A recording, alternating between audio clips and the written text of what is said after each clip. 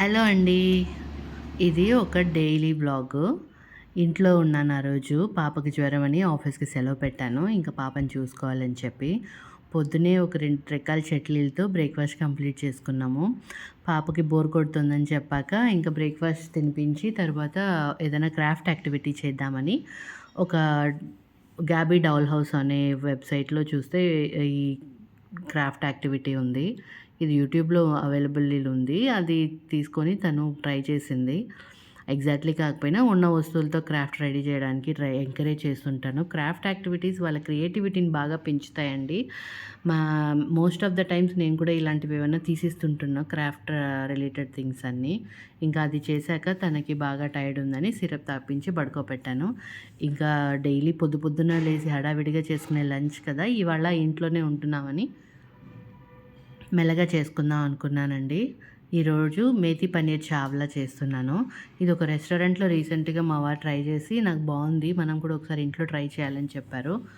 ఇవాళ పన్నీరు, మేతి 2 ఇంట్లో ఉండడంతో ఈ వంట చేద్దామని ట్రై చేశాను.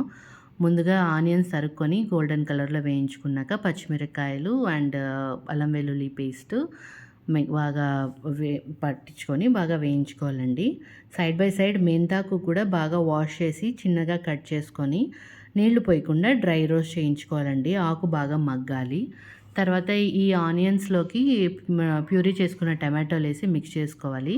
అది మిక్స్ చేసుకుని కొద్దిసేపు తర్వాత ఆయిల్ బయటొస్తుంది గదండీ! దాని తర్వాత పసుపు, మిరప్పొడి, ధనియాల పొడి, ఉప్పు వేసి బాగా ఫ్రై చేసుకుంటున్నాను.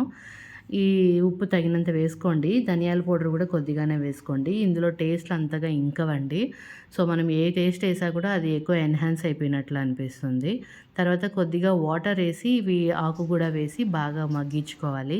ఆకు కొద్దిగా ఉడికి దగ్గర పడ్డా అని తెలిసిన తర్వాత కట్ చేసుకున్న పన్నీర్ ముక్కలు గూడా వేసుకొని బాగా ఫ్రై చేసుకోవాలి.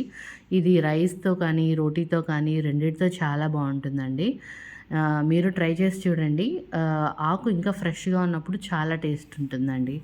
ఇది తిన్న తర్వాత ఇంకా నాకు ఆకలేసి ఈ స్నాక్స్ కోసమని కొద్దిగా ఇంట్లో ice cream and green grapes ఉంటే మిక్స్ చేసుకొని తిన్నాను. మీరెప్పుడైనా అలా ట్రై చేశారా? చాలా బావుంటుంది. ట్రై చేయండి.